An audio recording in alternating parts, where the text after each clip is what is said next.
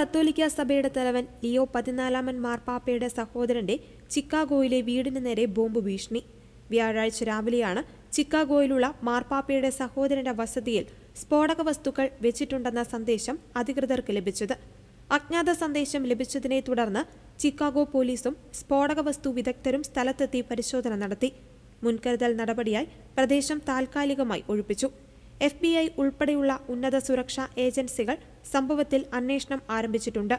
മാർപ്പാപ്പയുടെ കുടുംബാംഗങ്ങളെ ലക്ഷ്യം വെച്ചിട്ടുള്ള ഈ നീക്കത്തെ അതീവ ഗൗരവത്തോടെയാണ് അധികൃതർ കാണുന്നത്.